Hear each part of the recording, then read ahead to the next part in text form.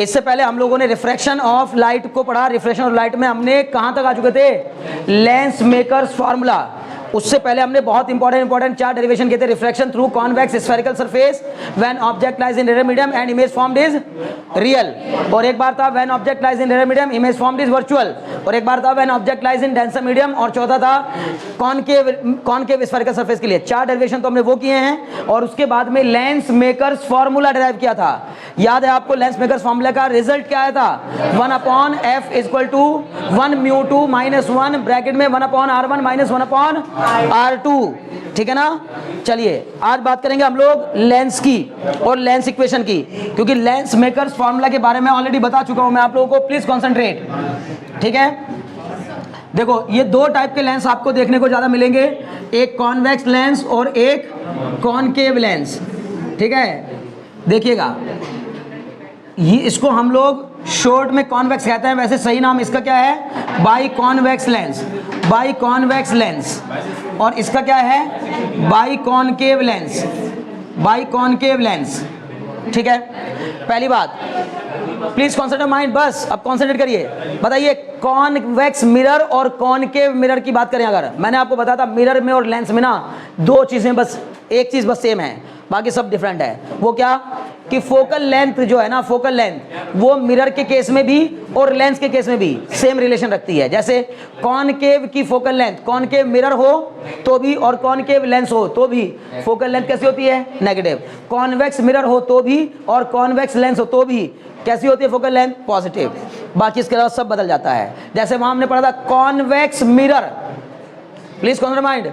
Convex mirror कैसा होता है? कन्वर्जिंग या डाइवर्जिंग?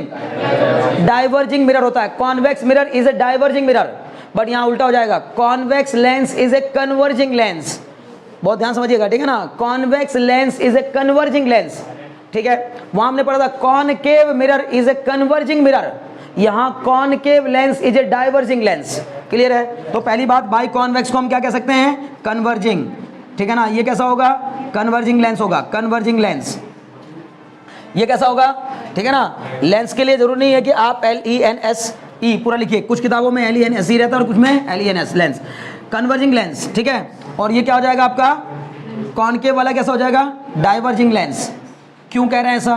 क्योंकि ये अपने ऊपर पड़ने वाली लाइट रे को कन्वर्ज करता है और ये अपने ऊपर पड़ने वाली लाइट रे को डाइवर्ज करता है, डाइवर्ज, डाइवर्जिंग लेंस। क्लियर? बोलो भाई कैसे करता है? सबसे पहली बात, प्रिंसिपल एक्सिस के पैरेलल आने वाली लाइट रे जब इसके ऊपर गिरती है ना, तो होता है ऐसा, प्रैक्टिकली होता हुआ पाया गया है क्या कि जब कोई लाइट रे प्रिंसिपल एक्सिस के पैरेलल आती है कॉन्वेक्स लेंस की, तो वो आफ्टर रिफ्लेक्शन ऐसे कन्वर्ज हो जाती है, रिफ्रैक्शन, रिफ्रैक्शन के बाद कन्वर्ज हो जाती है, मुड़ जाती है। ठीक है ना। दूसरी वाली ये वाली लाइट रे जब प्रिंसिपल एक्सिस के पैरेलल आएगी तो यहाँ कन्वर्ज हो जाएगी। जिस पॉइंट पर ये कन्वर्ज होती दिखेंगी दोनों, 2 लाइट रे जो कि प्रिंसिपल एक्सिस के पैरेलल आ रही हैं, आफ्टर रिफ्रैक्शन जिस पॉइंट पर कन्वर्ज होती हैं, वो पॉइंट कहलाता है principal focus of that lens, principal focus of that lens. Clear रहती बात? बहुत अच्छे। तो इसका प्रिंसिपल फोकस, इधर से लाइट रे आ रही है, इधर पड़ेगा, ये रहा इसका प्रिंसिपल फोकस। क्लियर? इसने क्या किया? अपने ऊपर पड़ने वाली लाइट रेस को कन्वर्ज कर दिया है, इकट्ठा कर दिया है। जो ऐसे आ रहा था बीम, उस बीम को इकट्ठा करके एक पॉइंट पर फोकस कर दिया। समझ में आ रही बात? इसको कहा जाता है कन्वर्जिंग। अब ये देखिए, ये रहा आपका कॉनकेव लेंस। इस कॉनकेव लेंस की प्रिंसिपल एक्सिस ये रह गई, एक लाइट रे जो कि प्रिंसिपल एक्सिस के पैरेलल आई, आफ्टर रिफ्रैक्शन वो डाइवर्ज हो जाती है, ऐसे डाइवर्ज हो जाएगी ऐसे, और एक लाइट रे जो कि यहां से पैरेलल आई वो आफ्टर रिफ्रैक्शन ऐसे डाइवर्ज हो जाएगी। आगे बढ़ाने पर ये दोनों कभी भी मीट नहीं करेंगी। समझिए ना। इसलिए इनको दोनों को क्या करना पड़ेगा? पीछे बढ़ाना होगा। और जब मैं इनको पीछे बढ़ा कर देखूंगा तो जिस पॉइंट पर ये मीट करती हुई दिखेंगी वही पॉइंट कहलाएगा इसका प्रिंसिपल फोकस। समझ में आ रही बात? इसका प्रिंसिपल फोकस रियल, इसका प्रिंसिपल फोकस वर्चुअल। क्लियर है ना? क्योंकि ये वर्चुअली हम सोच रहे हैं ऐसा कि ये जहां से ये आती हुई महसूस हो रही हैं आफ्टर रिफ्रैक्शन, ये वाली रे इंसिडेंट रे, ये वाली रे रिफ्रैक्टेड रे, 2 रिफ्रैक्टेड रे एक दूसरे को जहां कट करती हैं वही इमेज पॉइंट होता है। या फिर अगर स्पेशली अगर दोनों लाइन पैरेलल आ रही हो प्रिंसिपल एक्सिस के, तो जहां वो एक दूसरे को कट करती हैं वो पॉइंट प्रिंसिपल फोकस होता है। आगे की ओर ये दोनों लाइट रे कहीं भी एक दूसरे को इंटरसेक्ट नहीं करेंगी, इसलिए मजबूरी है हमारी कि हम पीछे बढ़ाएंगे, और पीछे बढ़ाकर जहां ये मीट कर जाएंगी वही पॉइंट क्या कहलाएगा?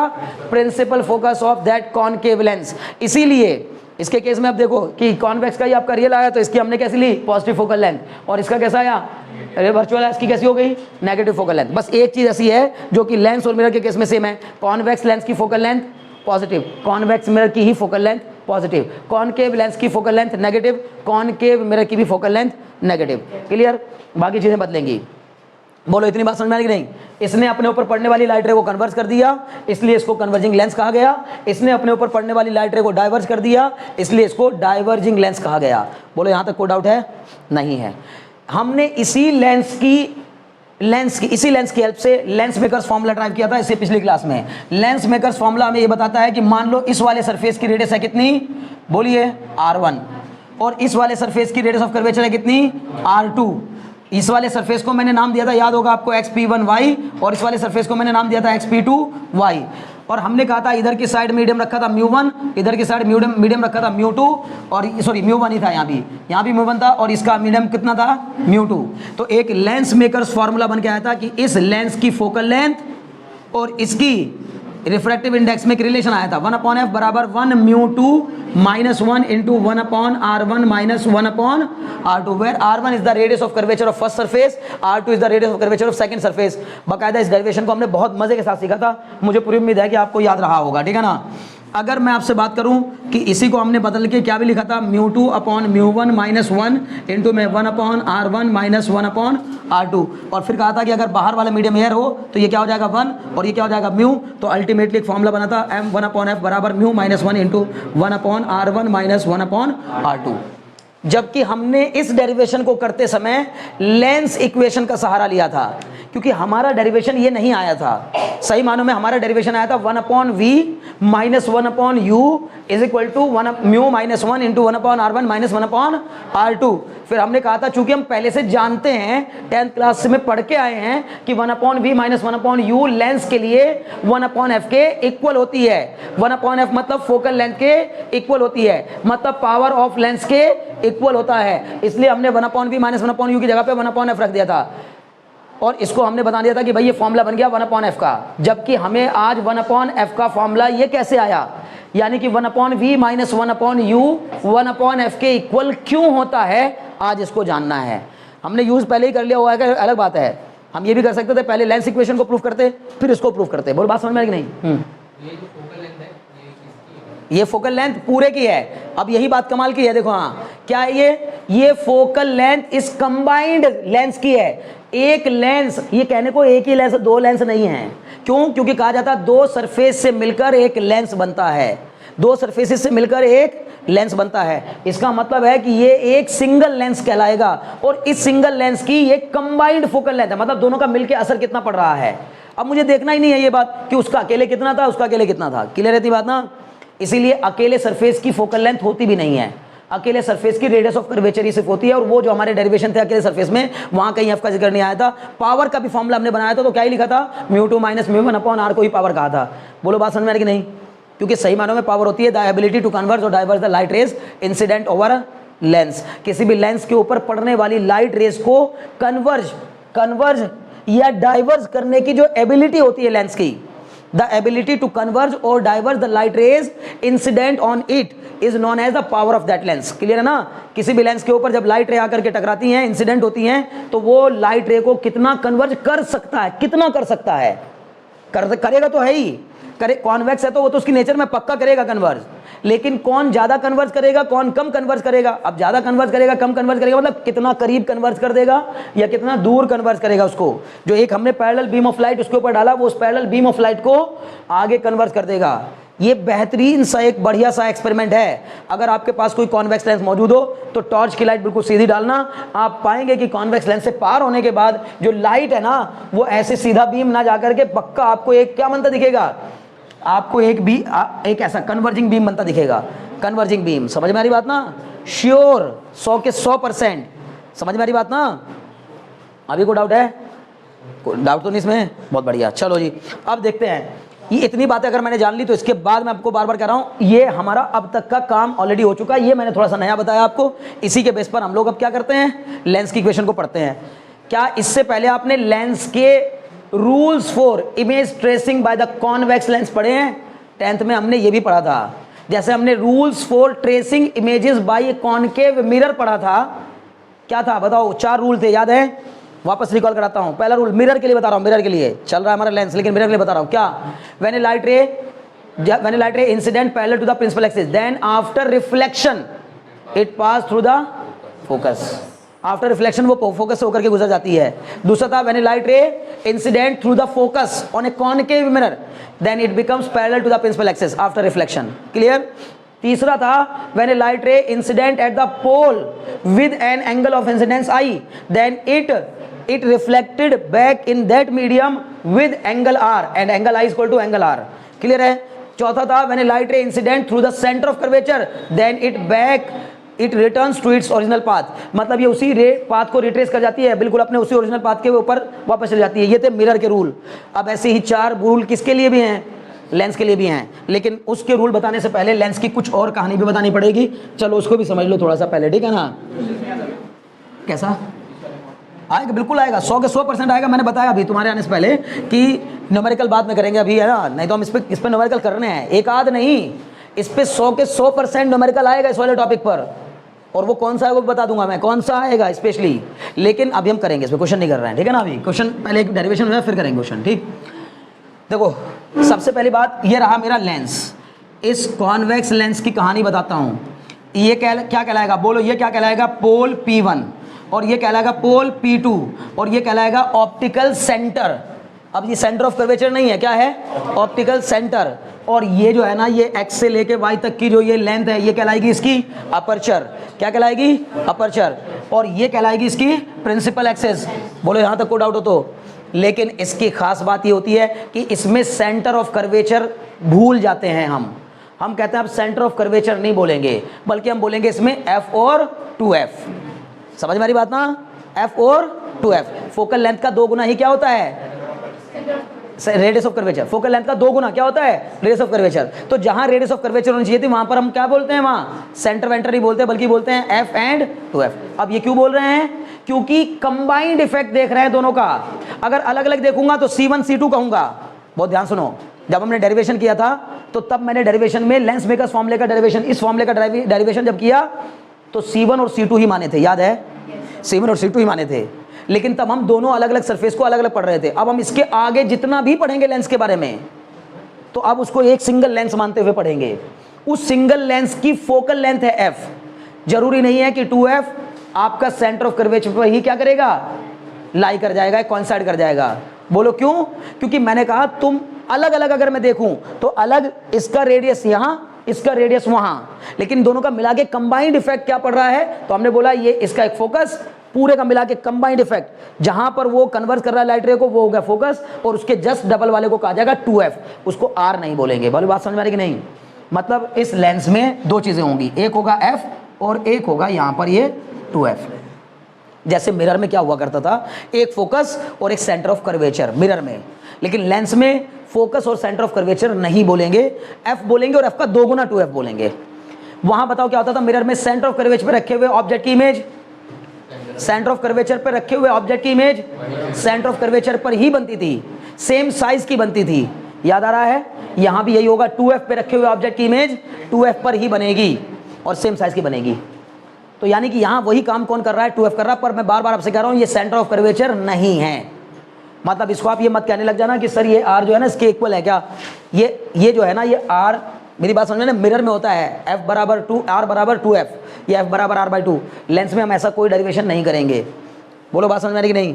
इसलिए f बराबर में यहाँ पे r/2 नहीं कहेंगे, बल्कि हम कहेंगे f और 2f। दो पॉइंट मान लिए हमने इस एक्सिस पर, एक f वो तो कंफर्म है, फिक्स है, उसका 2 गुना 2f। क्लियर? इधर की तरफ इसमें कमाल है, उधर एक मिरर एक आता था, केवल एक फोकस आता था, इसमें दोनों तरफ फोकस होगा। इधर फोकस होगा तो इधर भी फोकस होगा।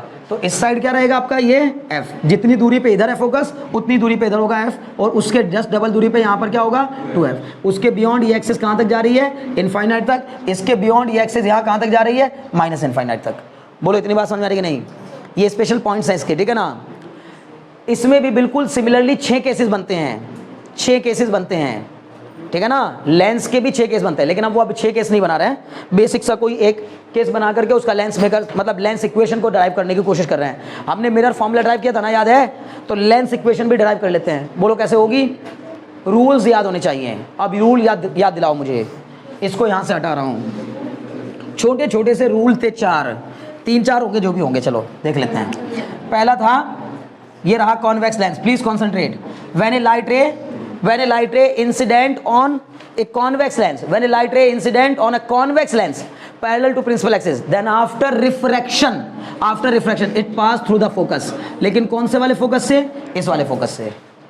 अगर लाइट रे उधर से आती, जरूरी थोड़ी है कि इधर ही ऑब्जेक्ट रखा होगा, ऑब्जेक्ट उधर भी रखा हो सकता था। मिरर में मजबूरी है, शाइनी सरफेस के सामने ऑब्जेक्ट रखना पड़ता था, ओपेक वाले के पीछे रख दोगे तो इमेज ही नहीं बनेगी, क्लियर। लेकिन इसके चूंकि दोनों सरफेस कैसे हैं, ट्रांसपेरेंट है, उधर से भी ऑब्जेक्ट रखा जा सकता है, इधर भी ऑब्जेक्ट रखा जा सकता है। उधर भी ऑब्जेक्ट डिस्टेंस हो सकती है, इधर भी ऑब्जेक्ट डिस्टेंस हो सकती है। उधर भी फोकस हो सकता है, इधर भी फोकस हो सकता है। उधर से आने वाली लाइट रे को जहां फोकस करेगा, देखो जैसे इस लाइट को इसने कहां पर फोकस किया, यहां पर, तो ये फोकस कहलाया, क्लियर है। उसी तरह से उधर से अगर ये पैरेलल लाइट आती तो ये इस वाले फोकस से पास होती, इस वाले फोकस से। बोलो बात समझ में आ गई कि नहीं? बहुत अच्छे। रूल क्या कह रहा है, बार बार rule number 1, when a light ray incident on a convex lens parallel to principal axis, then it pass through the focus after refraction, clear, बहुत अच्छे। दूसरा रूल कहता है कि अगर कोई लाइट रे किसी कॉन्वेक्स सरफेस पर आकर के इंसिडेंट होती है फोकस के अलोंग, फोकस से आकर के अलोंग, ये रहा मेरा फोकस, तो फोकस के थ्रू आती है तो आफ्टर रिफ्रैक्शन वो क्या हो जाती है, प्रिंसिपल एक्सिस के पैरेलल। आफ्टर रिफ्रैक्शन वो प्रिंसिपल एक्सिस के पैरेलल हो जाती है। रूल है ये, रूल, ठीक है ना, ओके जी। तीसरा रूल देखिए, तीसरा रूल कहता है कि अगर कोई लाइट रे ऑप्टिकल सेंटर के अलोंग आकर के इंसिडेंट होती है तो बिना डेविएट हुए, अपने पाथ को बिना डेविएट किए सीधी निकल जाती है। जैसे उसमें क्या होता था, अगर सेंटर ऑफ कर्वेचर के अलोंग आ रही है तो लौट जाती थी वापस, टकरा के वापस लौट गई। लेकिन यहां पर ये लौटेगी नहीं, बिना डेविएट हुए, विदाउट एनी डेविएशन ये पास हो जाएगी। बोलो बात समझ में आ गई कि नहीं? क्लियर है। अगर ये 3 रूल आपको पता है तो सब कहानी खत्म हो जाएगी, इससे ज्यादा की जरूरत नहीं है, ठीक है ना। बोलो पकड़ में आ रहा है कि नहीं? पक्का, बहुत अच्छे। नेक्स्ट डालिए, डेरिवेशन ऑफ लेंस इक्वेशन, ठीक है ना, ठीक है। एक हेडिंग डालें आप, और यहाँ से आप कुछ कहानी सुनने की ज़रूरत है आपको, बढ़िया सी मज़ेदार मैथमेटिक्स की कहानी है। ये सब नोट डाउन करने की ज़रूरत नहीं, सब पढ़ा हुआ है, रिकॉल करा दिया मैंने कायदे से, एक है ना। डेरिवेशन ऑफ लेंस इक्वेशन, ठीक है। देखिए जब मैं लेंस इक्वेशन को डिराइव करूंगा, कॉन्वेक्स लेंस की लेंस इक्वेशन को डिराइव कर रहा हूं, मान लीजिए कि यहां पर है इसका फोकस और यह है इसका 2f। बताओ, अच्छा आपको अगर थोड़ा सा भी याद है तो क्या आप मुझे बता सकते हैं कॉन्वेक्स लेंस में कितने केसेस में रियल इमेज बनती है? 5 केस में रियल इमेज बनती है और 1 केस में वर्चुअल। बिल्कुल वैसा ही था कॉनकेव मिरर में, यहां होती है वही चीज कॉन्वेक्स लेंस में, बिल्कुल ऐसा ही था कॉनकेव मिरर में। याद आ रहा है? बहुत अच्छे। क्या आप में से कोई मुझे बताएगा कॉनकेव मिरर वर्चुअल इमेज कब बनाता है? वेरी गुड, जब ऑब्जेक्ट पोल और फोकस के बीच में लाई करता है। उसी तरह कॉन्वेक्स लेंस वर्चुअल इमेज कब बनाता है? जब ऑब्जेक्ट ऑप्टिकल सेंटर और फोकस के बीच में रखा होता है। फोकस के बियॉन्ड कहीं भी रखा होगा तो इमेज कैसी बनेगी? रियल इमेज बनना मतलब इधर ऑब्जेक्ट रखा है तो इधर ही इमेज बनेगी, है ना। रियल इमेज बनना मतलब एकदम ना हाँ में हाँ मिलाया करो, ऐसा नहीं है, ये बहुत बुरी बात है। मैं जानबूझ के करता हूँ ऐसी हरकतें, ठीक है ना। तो इन बातों पे ध्यान लगाया करो। लेंस चल रहा है, क्या चल रहा है? लेंस के केस में जिस साइड ऑब्जेक्ट रखा होता है अगर उसके अपोजिट इमेज बनती है, अपोजिट, तो रियल होती है, और अगर उसी साइड बन जाए जिस साइड ऑब्जेक्ट रखा है तो वर्चुअल होती है। बोलो बात समझ में आ रही कि नहीं? याद आ रहा है? मिरर में इसका जस्ट उल्टा। मैंने आपको क्या बताया, केवल एक चीज बस, फोकल लेंथ को याद रखना, बाकी सब अपोजिट होता है, बाकी सब अपोजिट। क्लियर हो रहा है? बहुत अच्छे, आ जाओ जी। मैंने ऑब्जेक्ट को कहां रख लिया? बियॉन्ड द फोकस रख लिया। क्यों रख लिया? क्योंकि 5 केसेस में तो रियल ही इमेज बनेगी ना, तो एक वही वाला उठा लेते हैं जिसमें रियल इमेज बनेगी। अच्छा सा डायग्राम भी उसी से बनेगा, हालांकि मैं वो वाला भी करवा दूंगा जिसमें वर्चुअल बनेगी। भाई इसके बियॉन्ड कहीं भी रहेगा ना ऑब्जेक्ट, कैसी बनेगी इमेज? पहले बोलो, रियल बनेगी। बहुत बढ़िया। इधर की तरफ क्या रहेगा? ये f। इधर की तरफ क्या रहेगा? ये 2f कह सकते हैं ना, 2f हो जाएगा, ठीक है ना। थोड़ा सा और बढ़ा लेते हैं, चलो ठीक है। ये हो गया यहाँ पर 2f। अब देखो एक लाइट रे जो कि प्रिंसिपल एक्सिस के पैरेलल आएगी, प्लीज कॉन्सेंट्रेट माइंड। अब यहाँ ऑब्जेक्ट रख दिया, इस ऑब्जेक्ट का नाम क्या है? A B object. ये क्या है बोलेगा कोई? ये क्या है? Optical centre. क्लियर है? एक लाइट रे इस ऑब्जेक्ट से एक लाइट रे चली, वैसे कितनी चलेंगी? इनफाइनाइटली मैनी लाइट रेज चलेंगी। कितनी? इनफाइनाइट। लेंगे कितनी? 2। सिर्फ 2 से काम बन जाएगा। हर एक इमेज को बनाने के लिए मिनिमम 2 लाइन चाहिए होती हैं। वैसे तो दुनिया भर की बनती हैं, इतनी दुनिया भर की रे होती हैं जिसका कहना नहीं, ठीक है ना, सारी निकलती हैं हर जगह से। क्लियर है ना? तो ये जो ऑब्जेक्ट रखा हुआ है ए बी ऑब्जेक्ट, इससे मैंने माना कि इसके हेड से मैं खड़ा हूं लेंस के सामने, मेरे हेड से एक लाइट रे चली एकदम बिल्कुल हेड से ऊपर से। क्लियर? एक लाइट रे चली जो कि प्रिंसिपल एक्सिस के पहले लगाई। आफ्टर रिफ्रैक्शन कहां से पास होगी? फोकस से होकर के गुजरेगी। बोलो बात समझ में आ गई कि नहीं? रूल कहता है ना, ये रूल इसी को कहता है ना, ठीक है। अगली दूसरी लाइट रे जो कि ऑप्टिकल सेंटर पे आकर के इंसिडेंट होगी, बोलो आफ्टर रिफ्रैक्शन सीधी चली जाएगी। बोलो चली जाएगी नहीं? मतलब सीधी से मेरा मतलब तुम्हें सीधी ये लग रही होगी अगर, तो बहुत बड़े बेवकूफ हो, ये भी सीधी है, ठीक है ना। भाई स्ट्रेट लाइन तो स्ट्रेट लाइन होती है ना, कैसे भी हो सकती है ना। किसी की आवाज किसी की निकली शायद कि कहाँ सीधी, कहाँ सीधी, ये तो टेढ़ी दिख रही है ना। तो भाई स्ट्रेट लाइन, चलो जो भी कोई है छोड़ो उस बात को, ठीक है ना। अब मैं क्या कहूँ उसमें टेंशन लेने वाली बात नहीं है, कुछ भी कोई बात नहीं। वंशु हो चाहे आस्था हो, उससे क्या फर्क पड़ता है, ठीक है ना। ओके जी, चलो जहाँ पे ये पॉइंट बना, बोलो बच्चे, जहाँ इन दोनों लाइट रेज ने एक दूसरे को क्या किया? मीट किया। आफ्टर रिफ्रैक्शन क्रॉस किया, एक दूसरे को क्रॉस किया। जरूरी नहीं कि क्रॉस करने के बाद भी ये बस यहीं रुक जाएंगी, क्या ये आगे नहीं जाएंगी?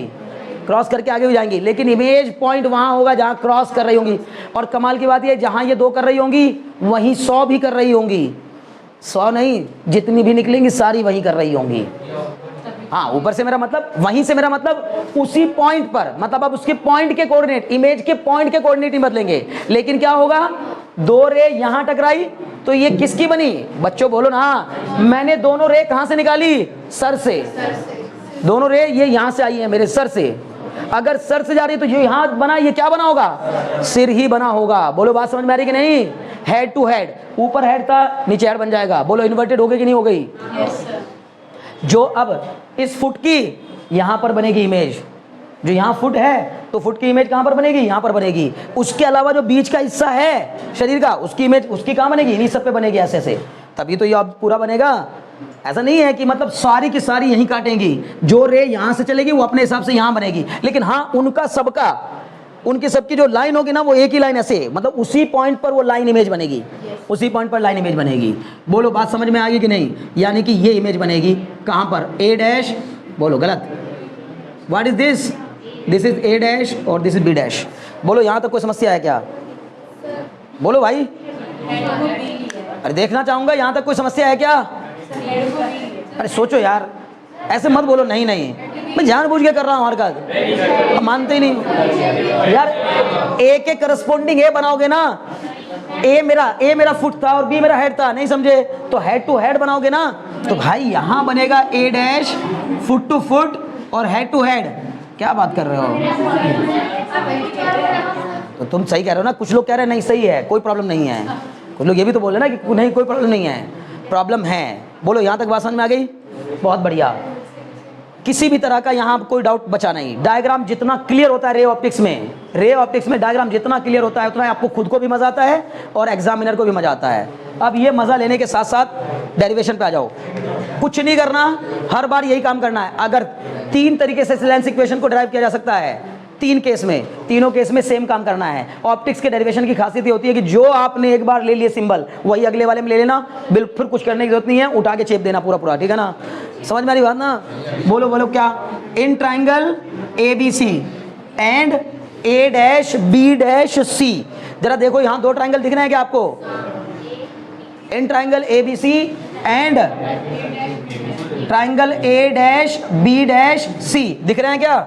ए B C, A dash B dash C दिख रहा है ना? खुशी पक्का? बहुत अच्छे। बताओ इन दोनों ट्राइंगल में ये वाला एंगल, बोलो ना बच्चे, इसके equal angle A is equal to angle A dash, है ना? ये वाला एंगल इसके इक्वल, नहीं समझे? Angle A C B is equal to angle A dash C B dash, दो एंगल आपस में इक्वल हो गए क्या? हाँ हो गए। अगर दो एंगल इक्वल होंगे तो उनके मतलब वो सिमिलर हो जाएंगे ट्राइंगल। इसका मतलब triangle ABC is similar triangle A dash B dash C। सुनो मेरी बात ध्यान से, मर्जी है आपकी, मन करे ये बताना ये दोनों एंगल, नहीं मन करे सीधे लिख देना कि triangle ABC and triangle A dash B dash C are similar triangle. मैंने तो एक्स्ट्रा करवा दिया, बिना बात जरूरत नहीं है। अगर आप फिजिक्स में ना भी बताओ ये बात कि कैसे हुआ है, बस आपको पता है कि हाँ ये होते हैं सिमिलर, ठीक, तो भी चल जाएगा काम। अभी बताओ यहाँ तक कोई डाउट हो तो? अब ये दो ट्राइंगल अगर आपस में सिमिलर होंगे तो उनकी करस्पॉन्डिंग साइड का रेशियो इक्वल होगा, होगा कि नहीं होगा?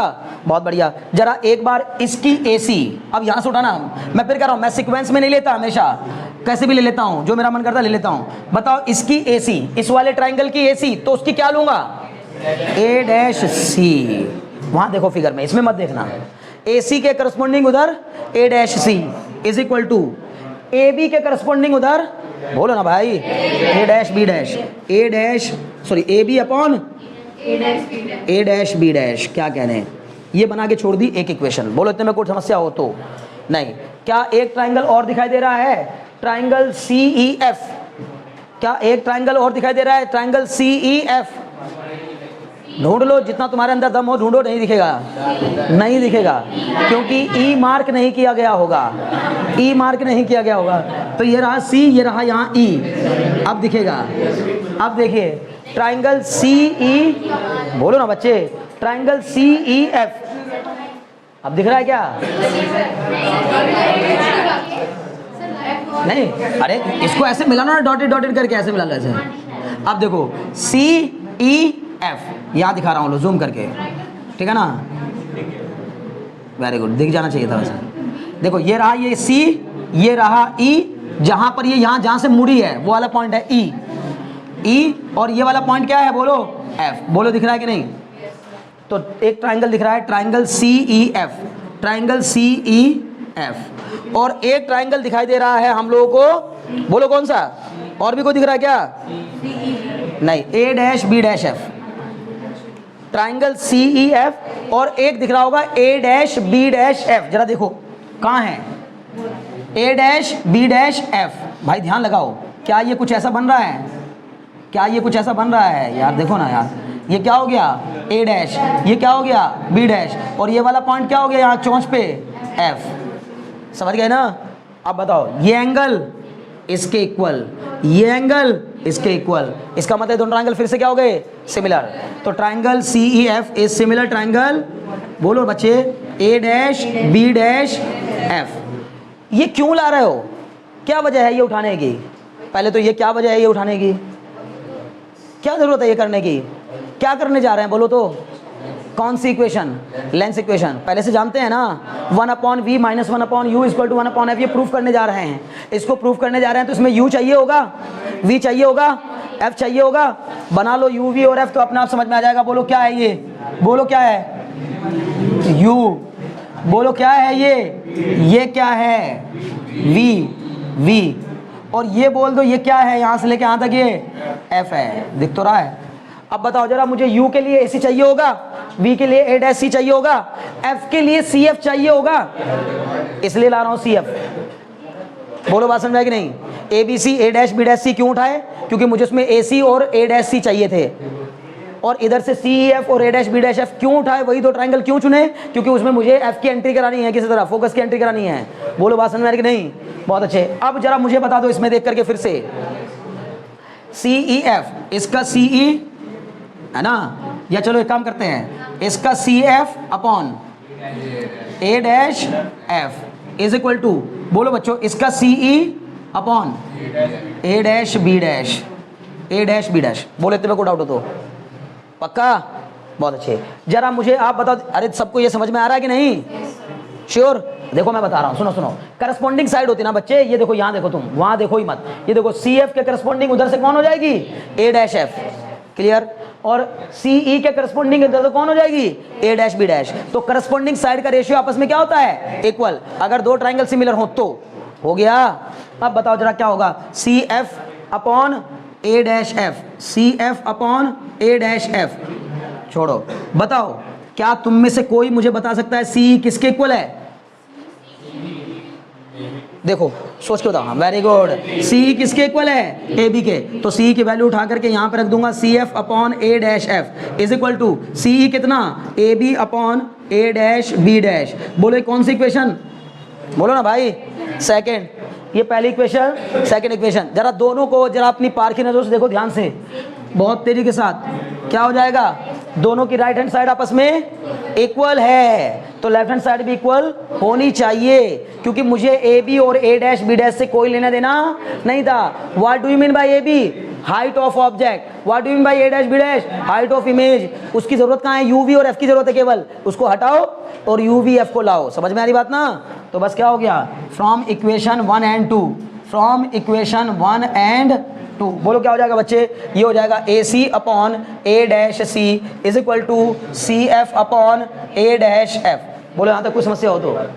पक्का? अब और दिमाग लगा दो। ए सी की वैल्यू तो मुझे पता है, ए डैश सी की वैल्यू पता है। क्या मुझे सी एफ की वैल्यू पता है? हाँ जी सर वो भी पता है। क्या मुझे ए डैश एफ की वैल्यू पता है? ए डैश एफ बोलो। ये रहा ए डैश एफ नहीं पता है, तो मैं लिख लूंगा A C upon A dash C is equal to C F upon A dash F को लिखूंगा ए डैश सी। क्या मुझे ए डैश सी की वैल्यू पता है? ए डैश सी पता है ना? बहुत अच्छे। और क्या माइनस कर दूं इसमें से? ए डैश सी में से सी एफ माइनस कर दूं, क्या बचेगा? ए डैश एफ बचेगा। तो इसका मतलब ए डैश सी माइनस बोल दो बच्चों सी एफ। क्लियर है? पक्का? बहुत अच्छे। अब कुछ नहीं करना, साइन कन्वेंशन के साथ वैल्यूज रखनी है, बस आंसर आ जाएगा थोड़ी दौड़ते हुए, ठीक है ना? बताओ साइन कन्वेंशन के साथ बताना। बोलो ए सी कितने के इक्वल? साइन कन्वेंशन के साथ। साइन कन्वेंशन वही है, लेंस में भी वही है, मिरर में भी। बोलो क्या है? कुछ भी नहीं सर, दो लाइन है बस। When a light ray, when the distance is measured opposite to the direction of incident of the light, then it taken as negative. When the distance is measured in the along the direction of incident of light, ठीक है ना? Light incident light के along ही measure करते हैं, it is taken as positive. वही same है और कुछ नहीं बदला। साइन कन्वेंशन में कोई बदलाव नहीं। और इतना छोटा सा साइन कन्वेंशन, और पूरी ऑप्टिक्स में सबसे ज्यादा दुखी करता है बच्चों को साइन कन्वेंशन। लिख के रख लो, अभी न्यूमेरिकल करवाऊंगा तो तुम भी फिर दुखी हो जाओगे। कितना तुम जान रहे हो, सब कुछ तुम्हें बता रहा हूं, बार बार न्यूमेरिकल कराऊंगा। अगर होगा आपके अंदर पोटेंशियल तो लगाना जितना होगा, ठीक है ना? सारा लगाना, फिर भी आंसर नहीं आएंगे, ठीक है ना? अब आप कहोगे ये क्या, फिर पढ़ने का फायदा क्या हो रहा? भाई 2-4 बार प्रैक्टिस करोगे तब आंसर आएंगे। जब 2-4 बार गलतियां होंगी फिर सही आने लगेंगे। समझ में आ रही बात ना? क्योंकि जब गलतियां करोगे तो सीखोगे कि अच्छा ये गलती हो क्यों रही है। क्लियर है ना? अब बताओ ए सी बराबर कितना? A C minus U. A dash C minus U क्यों? क्योंकि इंसिडेंट रे आ रही है उधर से। अब यहां जो भी डिस्टेंस मेजर की जाएगी वो हमेशा ऑप्टिकल सेंटर से मेजर की जाएगी, तो इधर से चलूंगा इधर की ओर। यू को नापने के लिए मैं, खुशी नोट करना इंपॉर्टेंट नहीं है बच्चे, इसको ध्यान दो। यहां मेरे साथ साथ, मेरी उंगली के साथ साथ तुम्हारी आंखें चलनी चाहिए, ठीक है ना? ए सी है ना? ए सी को नापना है। अगर मुझे, मैं बोल उसको ए सी रहा हूं, लेकिन नाप कैसे रहा हूं? सी से ए की ओर। तो सी से चला ए की ओर, रे आ रही है उधर से और मैं जा रहा हूं इधर से, कैसा होगा? नेगेटिव। इसलिए ए सी बराबर माइनस यू। ए डैश सी, मैं बोल रहा हूं ए डैश सी, नापूंगा सी से ए डैश की ओर, तो जाऊंगा ऐसे, रे भी आ रही है ऐसे, इंसिडेंट रे उधर से आ रही है और मैं भी ऐसे जा रहा हूं, कैसा? पॉजिटिव। तो ए डैश सी बराबर प्लस का वी। सी एफ बता दो जल्दी से बच्चों। सी एफ प्लस का F, focal length. Focal length को स्मॉल एफ से रिप्रेजेंट करते हैं, एफ। ये वैल्यू उठा के यहाँ पुट करना, दौड़ते हुए आपकी बेहतरीन सी इक्वेशन बन के आएगी। ए सी बताओ कितना आएगा? माइनस का यू। ए डैश सी बताओ कितना होगा? V is equal to C F की वैल्यू कितनी हो गई? F upon A dash C की वैल्यू कितनी हो गई? V minus F. Cross multiplication करा दो तो ये हो जाएगा u into V minus F बराबर वी एफ। ये हो जाएगा माइनस का यू वी और प्लस का U F is equal to, बोलो भाई, वी एफ। हो गया? अब बताओ क्या करूं? पूरी इक्वेशन को या ऐसे कर लो इसको, U F minus U V is equal to V F. देखेंगे जो भी होगा। अब डिवाइड बाई, वहां भी हमने यही किया था, डिवाइड बाई, बोलो भाई क्या? यू वी एफ से डिवाइड कर देंगे, ठीक है ना? Divide by u v f. U v f, u v f से डिवाइड करिए, बोलिए क्या बन के आएगा? U f upon sir u v f, और ये आएगा क्या? माइनस का you v upon u v f. बोलो आएगा कि नहीं? इज इक्वल टू में क्या आएगा? बोलो V F upon u v f. बोलो यहां तक कोई डाउट हो तो बताओ। इस यू एफ से ये यू एफ कैंसिल, इस यू वी से ये यू वी कैंसिल। बोलो यहां क्या बचा? 1 अपॉन वी। बहुत बढ़िया सा, 1 अपॉन वी माइनस यहाँ क्या बचा 1 अपॉन यू वी से यू वी को उड़ा करके क्या बचा, यार कुछ गलत कर दिया गया, हाँ गलत कर रहा हूँ मैं, ऐसे बोल कुछ और रहा हूँ लेकिन बन कुछ और रहा है। यहाँ क्या बनेगा 1 अपॉन एफ, यह आएगा 1 upon f is equal to, यहाँ पर देखो वी एफ से वी एफ को उड़ा दिया तो क्या बचा 1 अपॉन यू, ये हो जाएगा 1 अपॉन यू, 1 अपॉन यू को इधर ले जाओ, 1 अपॉन एफ को उधर ले जाओ, बोलो क्या बनेगा 1 upon v minus 1 upon u is equal to 1 upon f. बेहतरीन से एक लेंस इक्वेशन बन के आएगी, 1 upon v minus 1 upon u is equal to 1 upon f. बोलो कोई डाउट हो तो, समझ गए, बहुत अच्छे, नोट करो जितनी जल्दी हो सके, ठीक है ना। Okay, this equation is known as lens equation, इसके बाद ये लिखना जरूर भूलिएगा नहीं, ठीक है ना। This equation is known as lens equation, ठीक है ना, यही इक्वेशन लेंस इक्वेशन कहलाती है, ठीक है। अल्टीमेटली रिजल्ट क्या मिला, इसको बहुत मोटे मोटे तौर पर याद कर लीजिए, 1 upon v minus 1 upon u equal to 1 upon f. बोलो मैंने इसको क्या नाम दिया, लेंस इक्वेशन। ऐसा तो नहीं कहा भूमिका, ऐसा तो नहीं कहा कॉन्वेक्स लेंस इक्वेशन, बोलो ऐसा तो नहीं कहा ना, नहीं कॉन्वेक्स लेंस इक्वेशन नहीं कहा, क्या कहा लेंस इक्वेशन। इसका मतलब क्या निकल के आया, किसी भी टाइप के लेंस के लिए ये फुलफिल करती है अपने सारे रूल्स को, ठीक है ना, समझ में आ रही बात। कोई भी लेंस हो, चाहे कॉन्वेक्स लेंस हो, चाहे कॉनकेव लेंस हो, चाहे प्लेनो कॉन्वेक्स हो, चाहे प्लेनो कॉनकेव हो, चाहे कॉन्वेक्स हो कॉनकेव हो, चाहे कॉनकेव हो कॉन्वेक्स हो, सबके लिए ये एप्लीकेबल है। यही एक इक्वेशन होती है बस लेंस की, समझ गए ना। जैसे मिरर फॉर्मूला क्या होता है, 1 upon v plus 1 upon u equal to 1 upon f. चाहे वो कॉन्वेक्स मिरर हो, चाहे कॉनकेव मिरर हो, चाहे प्लेन मिरर हो, हर एक के लिए एप्लीकेबल होता है एक ही फॉर्मूला। उसी तरह यहाँ पर भी हर एक के लिए एप्लीकेबल होता है लेंस इक्वेशन। ये इक्वेशन मुझे उम्मीद है कि आपको अच्छे समझ में भी आ गई हुई, कैसे कर रहे हैं, क्या किया है, समझ गए ना। वैल्यूज नेला है ना, सब समझ में आ गया। अंशु को दिक्कत है, श्योर, ठीक, बहुत अच्छे, जल्दी कर लो। तो फिर क्या आप अलग से बाकी 2 करवाने की जरूरत नहीं है ना भाई, 2 केस और बनते हैं, बोलो कौन कौन से 2 केस बनने जाएंगे, 2 केस। एक तो इसी का ही बनाएंगे, भैया आपने इसमें कौन सा वाला केस लिया, रियल वाला, क्या इसमें वर्चुअल नहीं बन सकती थी, आपका सवाल उठ सकता है। मैं बोलूँगा भाई वर्चुअल भी बन सकती है, टेंशन लेने की बिल्कुल ज़रूरत नहीं है। तो एक वर्चुअल वाला केस बनेगा, पर कहानी बिल्कुल सेम रहेगी, क्या ज़रूरत पड़ी है, हो गया बस, काफ़ी है। क्योंकि पेपर में पूछे जाने के चांस ना के बराबर, मतलब डेरिवेशन आएगा इस बात के चांस ना के बराबर, न्यूमेरिकल आएगा तो आएगा ही आएगा 100 के 100%, कोई रोक ही नहीं सकता, समझ गए ना मेरी बात। तो कहने का मतलब यह है कि आपको इसके न्यूमेरिकल पर ज़्यादा फोकस करना है। मैंने आपको आपकी तसल्ली के लिए करवा दिया कि ऐसे होता है, ये इक्वेशन आई कहाँ से है, ठीक है ना। 10th में इसका कोई फॉर्मूले का डेरिवेशन नहीं था, ठीक है ना, बस खाली इक्वेशन थी। एक बताओ क्या बचा होगा, आपको क्या लगता है इसी में क्या बचा होगा, इसी में ही क्या बचा होगा अभी, जो कि मुझे अलग से डेराइव करने की जरूरत नहीं, मैं इसी में ही डेराइव करवा दूंगा उसको। वेरी गुड, लीनियर मैग्निफिकेशन, जैसे मिरर में करा था, पहले हमने मिरर फॉर्मूला बनाया था, फिर उसका क्या किया था, लीनियर मैग्निफिकेशन, वैसे इसका करेंगे, ठीक है ना। बोलो बात समझ में आ गई कि नहीं आ गई, ठीक।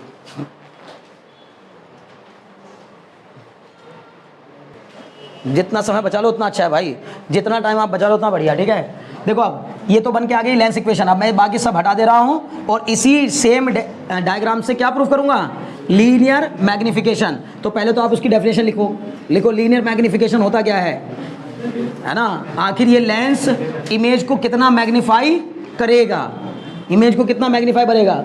अच्छा बताओ, क्या कभी कॉन्वेक्स लेंस से जो इमेज बनती है वो कभी ऑब्जेक्ट से बड़ी भी बनती है क्या? हाँ बनती है यार, कैसी बातें कर रहे हैं। अच्छा बताओ, ऑब्जेक्ट लेंस से जितना दूर रहेगा इमेज ऑब्जेक्ट से उतनी ही बड़ी बनेगी, सही है गलत? हाँ समझ में आ रहा है ना, गलतियां नहीं करनी है। मैं तो बार बार ये जानबूझ के गलत बोल के समझाता हूँ ना भाई। क्या ऑब्जेक्ट, सुनो ध्यान से, ऑब्जेक्ट लेंस से जितना ज्यादा दूर रहेगा इमेज उतनी ही छोटी बनेगी, और ऑब्जेक्ट लेंस के जितना करीब रहेगा इमेज उतनी ही बड़ी बनेगी। इसका मतलब बताओ, अगर ऑब्जेक्ट इन्फिनिटी पे रखा हो तो इमेज पॉइंट साइज की बनेगी, ठीक है। अगर ऑब्जेक्ट को हम इन्फिनिटी से उठा के करीब ले आए, 2f के बियॉन्ड ही रखा, तो अभी भी छोटे साइज की बनेगी, ऑब्जेक्ट से छोटे साइज की बनेगी, डिमिनिश बनेगी। हमने उसको थोड़ा और खिसका लिया, लेंस के और करीब ले आए तो 2f पे लाके रख दिया। 2f पे रखेंगे तो सेम साइज की बनने लगेगी। अब इसके और करीब ले आओगे तो भैया आप कहेगा आप बहुत हो गया तुम्हारा, अब छोटी छोटी इमेज बहुत बन ली, अब बड़ी बनेगी। बोलो बात समझ में आ रही कि नहीं? तो 2f के इधर जब लाओगे f और 2f के बीच में, तो इमेज का साइज ऑब्जेक्ट के साइज से बड़ा होगा। अच्छा, मैग्नीफाई होना मतलब केवल इमेज को बड़ा करना नहीं, यहाँ मैग्निफिकेशन का मतलब जैसे हम सोचते हैं मैग्नीफाई, हमारे एक सब कॉन्शियस माइंड में चल रहा होता है मैग्नीफाई मतलब बड़ा करना चीज़ों को, नहीं, यहाँ हमारे लीनियर मैग्निफिकेशन का मतलब है बड़ा या छोटा जो भी करना, मतलब कुल मिलाकर ऑब्जेक्ट और इमेज के साइज का रेशियो। ठीक है ना? बहुत अच्छे। लिखो लीनियर मैग्निफिकेशन, डेफिनेशन लिखो। लीनियर मैग्निफिकेशन देखिए, it is defined as linear magnification, है ना? It is defined as the ratio of size of image formed. It is defined as the ratio of size of image, the ratio of size of image to the, है ना, size of image, है ना, to the size of object। बहुत short में, वैसे और बढ़ाना चाहते तो क्या लिख सकते थे? the ratio of the size of image formed by the lens to the size of object। ठीक है ना, size of ऑब्जेक्ट। इतना आसान सा तो है, काहे लिए टेंशन नहीं, बस इतना रखो। The ratio of size of image to the size of object, image और ऑब्जेक्ट के साइज का जो रेशियो होता है वही कहलाता है लीनियर मैग्निफिकेशन। ठीक है ना, is called linear magnification, linear magnification. ठीक है, बहुत काम का लीनियर मैग्निफिकेशन। ठीक है, it is denoted by small m, it is denoted by small m. ठीक है ना, इसको किससे रिप्रेजेंट करते हैं? स्मॉल एम से। तो एम बराबर क्या हो जाएगा बच्चे? HI अपॉन HO, वही पुरानी कहानी, HI अपॉन HO। ठीक है ना, HI अपॉन HO ये फॉर्मूला था असलियत में तो। ठीक है ना, M बराबर HI अपॉन HO। ठीक है, लेकिन अब हम डेरिवेशन करेंगे, तो डेरिवेशन करेंगे तो कहाँ से करेंगे? यहीं से करेंगे जो हमने पहले किया था। अब बताओ जल्दी से, मैंने आपको थोड़ी देर पहले बोला था कि भाई हम CEF या E-B-F ये सब क्यों ले रहे हैं? A-B-F क्योंकि हमें वहाँ फोकस की एंट्री करानी थी तो लिया हमने। यहाँ जरूरी थोड़ी ना कि फोकस के टर्म्स में ही लाओ, तो फिर हम क्या करेंगे? अब आ जाओ, फिर से वही कहेंगे, triangle ABC is similar triangle. क्या कहने, बोलो को डाउट हो तो। अब ये अगर सिमिलर हैं तो इसका मतलब AB अपॉन या चलो A' अपॉन AB। बोलो A' कर लिया जानबूझ के, उसकी पहले ले ली, इसके बाद में कोई फर्क नहीं पड़ता। तुम्हारा मन करे तो AB अपॉन A' भी ले सकते हो, बाद में रेसिप्रोकल करना ही पड़ेगा, क्योंकि मुझे ऊपर क्या चाहिए? इमेज की हाइट, और इमेज कौन है? A', ऑब्जेक्ट कौन है? AB। बोलो बात समझ में आ रही कि नहीं? ठीक है ना? ठीक, तो क्या हो जाएगा? A' upon AB is equal to A' upon AC। इतने में कोई डाउट किसी प्रकार का नहीं ना? बहुत अच्छे। बताओ A' की वैल्यू बता दो जल्दी से। A' की वैल्यू माइनस का HI। बोलो माइनस क्यों? क्योंकि भाई नीचे की ओर बन रही है इमेज, प्रिंसिपल एक्सिस के ऊपर पॉजिटिव, प्रिंसिपल एक्सिस के नीचे नेगेटिव, यही मेरा साइन कन्वेंशन है, समझ गए ना? तो प्रिंसिपल एक्सिस के नीचे बन रही है इमेज तो माइनस का HI, प्रिंसिपल एक्सिस के ऊपर रखा है ऑब्जेक्ट तो HO प्लस का HO is equal to AC की वैल्यू, A' की वैल्यू बता दो। A' की वैल्यू माइनस का V, नहीं प्लस का V, वेरी गुड, प्लस का V अपॉन माइनस का U। बोलो कोई डाउट हो तो? What is this? चलो एक काम कर लेते हैं अभी और, HI अपॉन HO, माइनस का HI upon HO equal to minus का V अपॉन U, माइनस से माइनस कैंसिल, क्या बच गया? HI upon HO, HI upon HO equal to V upon U। ये क्या है? डेफिनेशन के मुताबिक M है, तो इसी की जगह पर क्या रख दिया फॉर्मूला? M बराबर V अपॉन U, यानी कि लीनियर मैग्निफिकेशन का फॉर्मूला बन के आया M equal to V upon U। इतने में किसी तरह का कोई डाउट हो तो मुझे बताओ, सिंपल। क्या तुम में से कोई मुझे बताएगा मिरर के लिए यही फॉर्मूला क्या बना था? वेरी गुड, M बराबर माइनस V अपॉन U। सब बदल रहा है, देख रहे हो ना, सब उल्टा हो जा रहा है। M बराबर, वहाँ था माइनस V अपॉन U, यहाँ है M बराबर V अपॉन U, प्लस का V अपॉन U। क्लियर है? नहीं समझ में आ रहा? आस्था कोई डाउट है? नहीं, कहाँ आ रहा है? बस कोई कहाँ सो रही हो क्या? इधर ध्यान लगाओ बच्चे, ठीक है ना? M बराबर क्या? V अपॉन U, वहाँ था M बराबर माइनस V अपॉन U। ठीक है ना? क्लियर रहती बात? बहुत अच्छे, चलो ठीक है, ऐसा ध्यान लगाओ। लीनियर मैग्निफिकेशन भी हो गया, नोट डाउन कर लो। चलो करना चाहो तो, नहीं करना छोड़ो ना, पहली बार ऐसा हो रहा है कि मैं बोल रहा हूँ नहीं छोड़ो छोड़ो छोड़ो, है ना, नोट डाउन ना करो, है ना, मैं बता रहा हूँ ना, ऑप्शन है कि आपको मैं आराम से ग्रुप में भेज दूंगा, परेशान मत होइए, ठीक है ना, क्लियर। हाँ, वो टाइम तुम यहाँ बचाना चाहते हो, अब मैं उसको बचा करके आगे बढ़ाना चाहता हूँ, ये भी तो फंस रहा है ना मसला, है ना, कोई बात नहीं, कोई दिक्कत नहीं, ठीक है ना। चलो बना लेते हैं, क्या करेंगे बताओ, इसके आगे हम जानते हैं, यहाँ के बाद क्या लिख देंगे, वी नो दैट, ठीक है ना। क्या कह रहे हो सूर्य कि मैं आंसर ही लिख दूंगा, वी नो दैट, हम जानते हैं कि आंसर ये होता है, ऐसा सब ना करो, ठीक है ना, वी नो दैट, हमें आंसर नहीं लिखना डायरेक्ट, ठीक है ना, बस क्या जानते हैं, ये ऑलरेडी प्रूव कर चुके हैं, क्या 1/v minus 1/u equal to 1/f, clear है। अब मुझे यहाँ सुनो मेरे बच्चे, मुझे लाना क्या है, मैं चाहता हूँ कि इस वाली इक्वेशन से, है ना सौम्या, मैं चाहता हूँ इस वाली इक्वेशन से मैग्निफिकेशन मिल जाए, मुझे मैग्निफिकेशन, तो मैं क्या करूँगा इसके लिए, v/u चाहिए मुझे, v/u, तो यहाँ अगर मैं v से मल्टीप्लाई कर दूँ तो ये v/u बन जाएगा कि नहीं, बन जाएगा, तो पूरी इक्वेशन को v से मल्टीप्लाई कर दूँ, ठीक है ना, मल्टीप्लाई बाई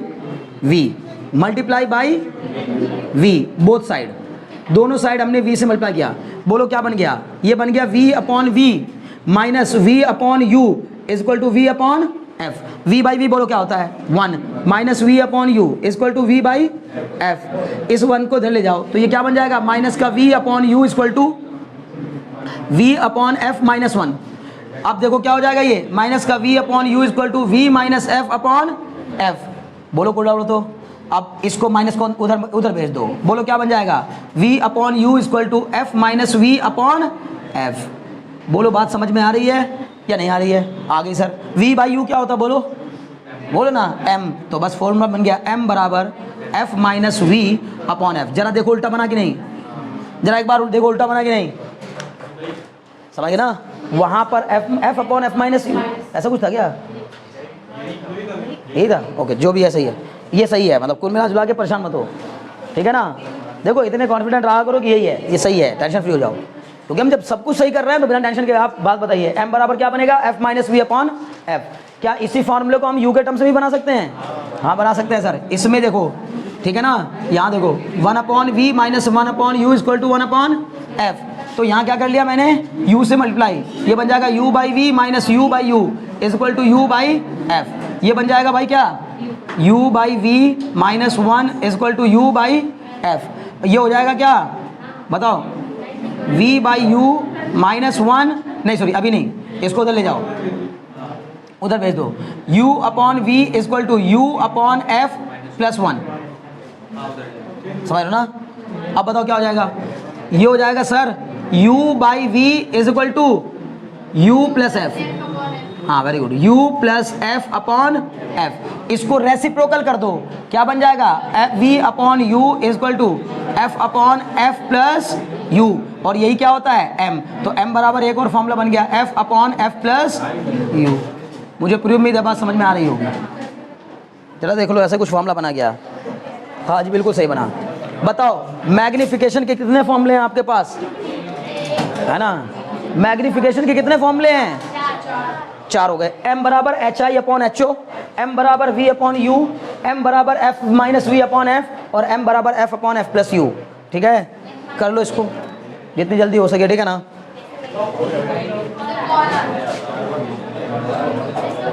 चलिए देखिए न्यूमेरिकल लिखिए जल्दी से, एक न्यूमेरिकल सुनो बच्चे, मैं अगर आपको बताऊं पिछली क्लास में, यानी कि इसके पिछला लेक्चर जिसमें कि लेंस मेकर्स फॉर्मूले को ड्राइव किया था, और ये लेक्चर इंतहाई इंपॉर्टेंट हो गया आपके लिए, मजाक नहीं कर रहा, रे ऑप्टिक्स के मामले में ये 2 लेक्चर इतने काम के हैं कि इनसे आपने जो पेपर में आने वाला है वो सब सीख लिया, इसके बियॉन्ड जो भी है ना वो अब इससे रे ऑप्टिक्स से तो खास तौर से इसके बियॉन्ड कुछ भी आएगा ना, मतलब कुछ आएगा ही नहीं, सब कुछ इसमें से आना है, उसके पहले हमने जो पढ़ा उससे बहुत कम चांस आने के हैं, इसमें से जितना हमने पिछले लेक्चर पढ़ा और आज पढ़ा। अब देखो क्वेश्चंस 2 करने जरूरी हैं, कम से कम एक करेंगे जरूर लेंस मेकर्स फार्मूला पर और करेंगे लेंस इक्वेशन पर, 2 चीजें हमने डिराइव की हैं पिछले 2 लेक्चर में, और दोनों में से अभी तक किसी का भी न्यूमेरिकल नहीं किया, तो क्वेश्चन लिखें जल्दी से, a biconvex lens with both faces, a biconvex lens with both faces, ठीक है ना, a biconvex lens with both the faces, ठीक है ना। हाँ, a biconvex lens with both faces, है ना, a biconvex lens with both faces, दोनों फेसेस, फेसेस का मतलब दोनों सरफेस उसके जो हैं, both faces of same radius of curvature, both faces of same radius of curvature, यानी कि ये तो उसने खुद ही बता दिया कि दोनों सरफेस की रेडियस ऑफ कर्वेचर सेम है।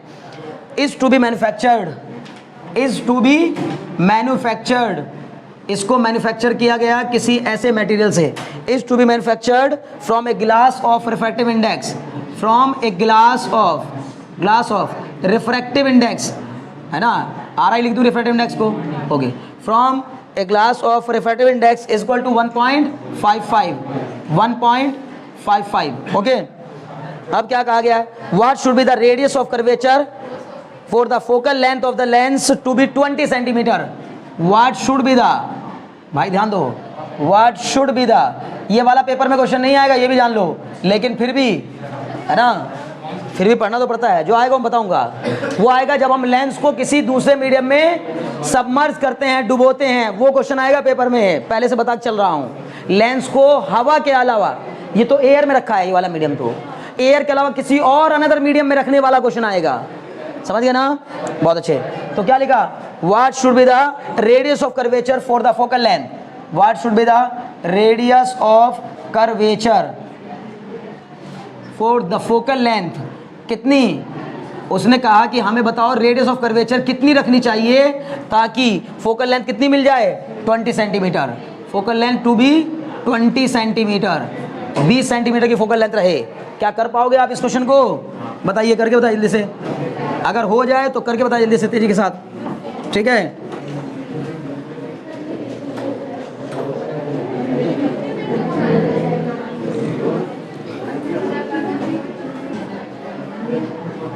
देखिए क्या क्या दिया बच्चों, ध्यान लगाओ, ठीक है, a biconvex lens with both the faces.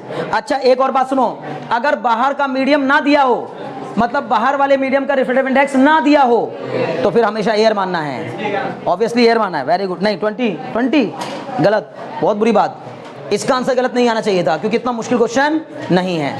सुनो बच्चे, दीप्ति ध्यान से देखना, मैं प्यारे, क्या बोला इसने, लेंस, जो लेंस मैंने बनाया है उस लेंस का रिफ्रैक्टिव इंडेक्स कितना है, 1.5, सॉल्यूशन देखिए यहां से कर रहा हूं, तो सबसे पहले हमें दे दिया रिफ्रैक्टिव इंडेक्स 1.55 दे दिया, हाँ very good, 22, radius of curvature, हे बच्चे क्या कहा है, रेडियस ऑफ कर्वेचर दोनों आपस में क्या है, इक्वल है, लिखा है मोटा मोटा, रेडियस ऑफ कर्वेचर सेम है, मतलब R1 बराबर R2 बराबर, मैंने क्या मान लिया, R, मान लो R1 R2 दोनों आपस में इक्वल होंगे, और कितने के इक्वल होंगी, R के इक्वल।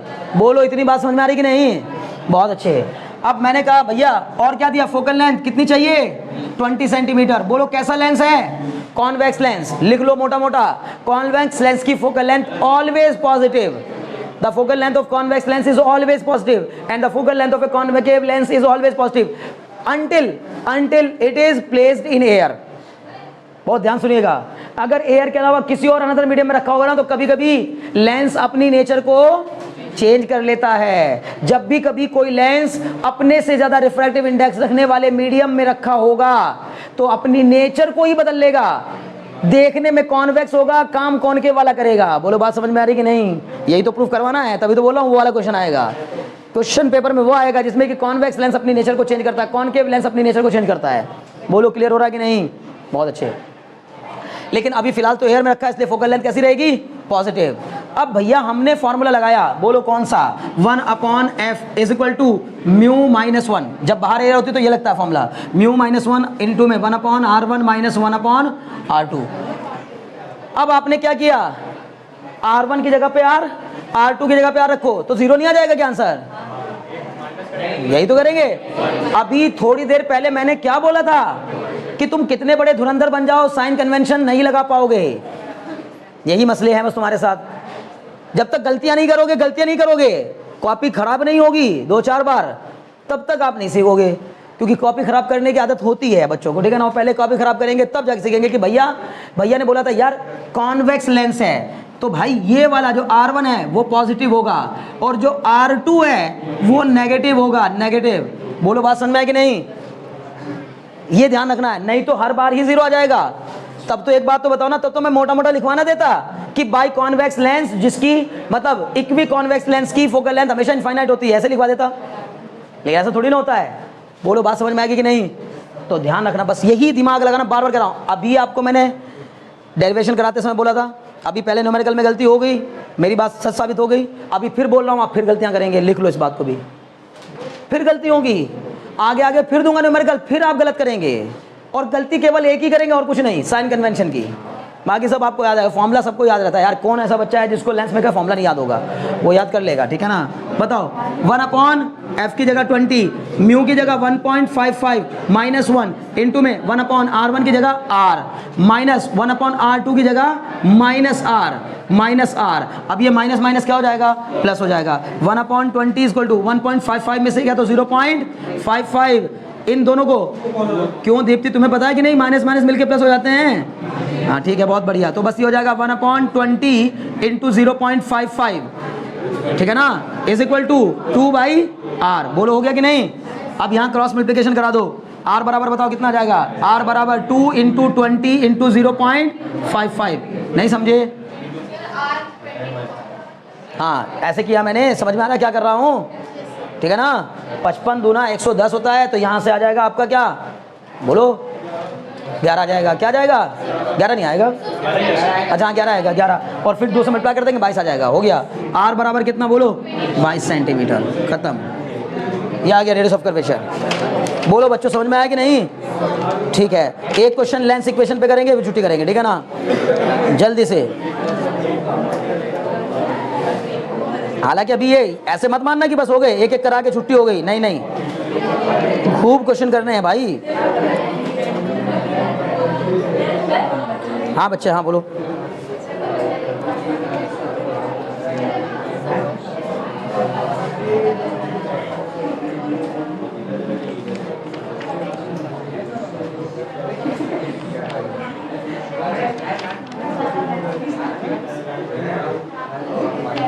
लिखिए, the image obtained with a convex lens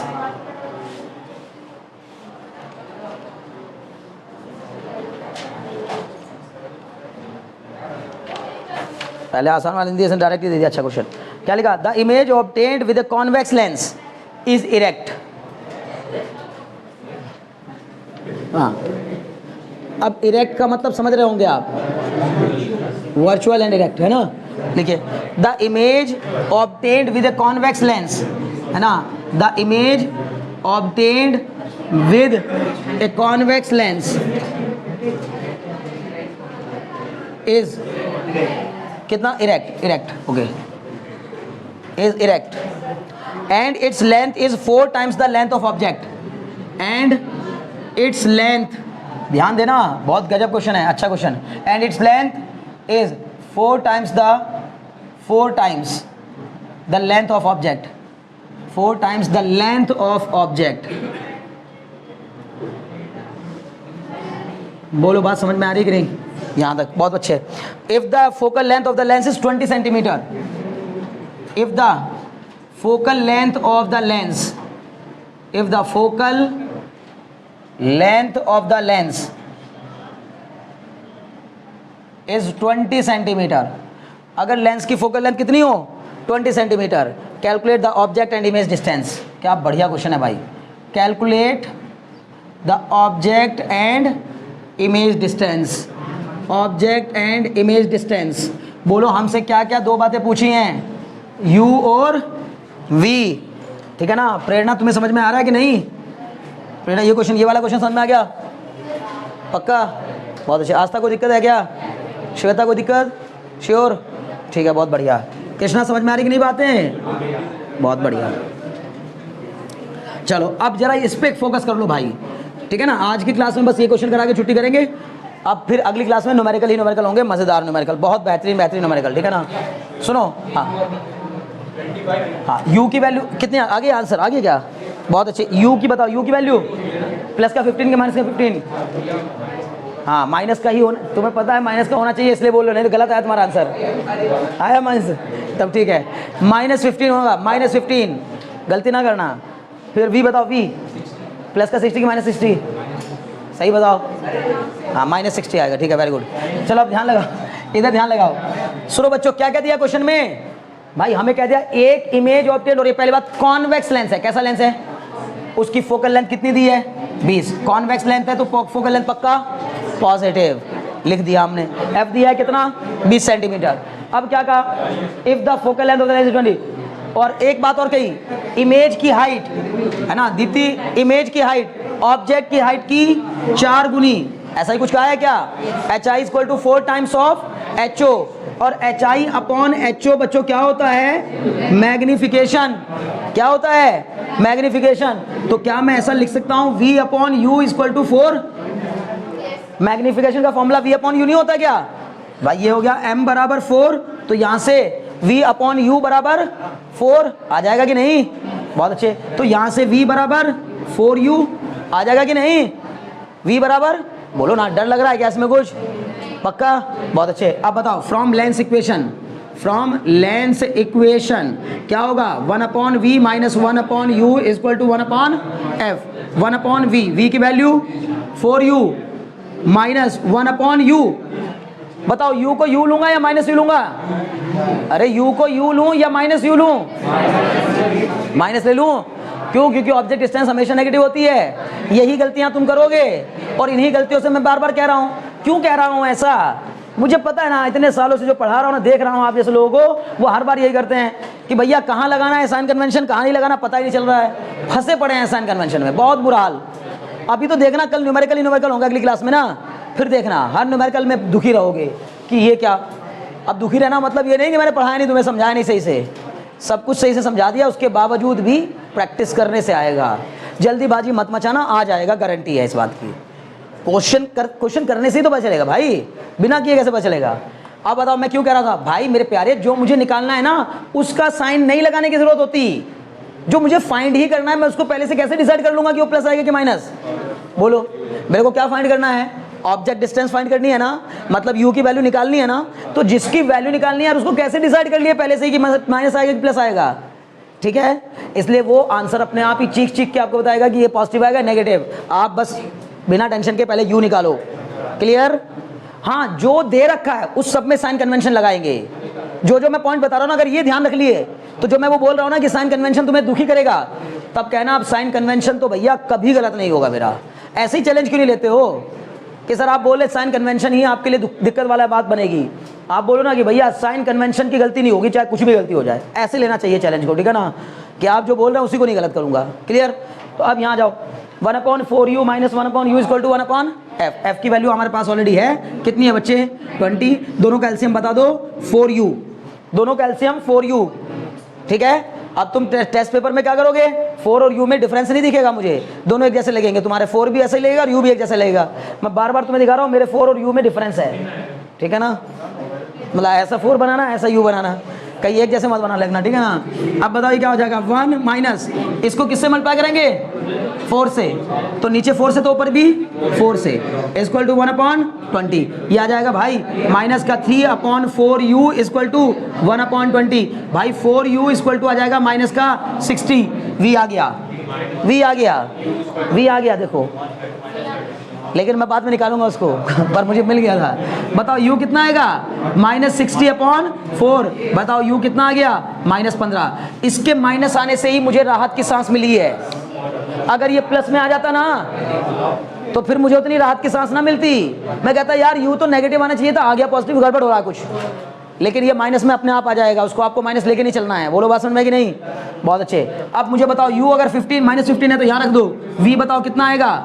4 × -15 बोले तो -60 सेंटीमीटर। इसका मतलब u भी मिल गया, v भी मिल गया। v कैसा आया?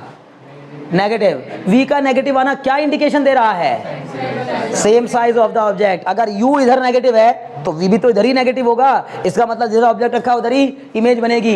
इसलिए कैसी होगी? वर्चुअल एंड इरेक्ट होगी। वही उसने क्वेश्चन में कहा था। हमारे क्वेश्चन के आंसर से मैच कर रही हैं चीजें। इसको करने के बाद अंदर से तसल्ली मिल जाएगी, मैं क्वेश्चन सर कर दिया हूँ, नंबर पूरे पूरे मिल जाएंगे इस पर, ठीक है ना। बोलो बात समझ में आ रही कि नहीं? श्योर, बहुत अच्छे। मुझे पूरी उम्मीद है कि आज के लेक्चर को आपने बहुत कायदे से समझा भी होगा, सीखा भी होगा और मज़े भी किए होंगे, ठीक है ना। मिलते हैं फिर से नए लेक्चर के साथ, तब तक के लिए खुश रहिए, मोटिवेटेड रहिए और एंजॉय करते रहिए, ठीक है ना। Very very thanks for watching.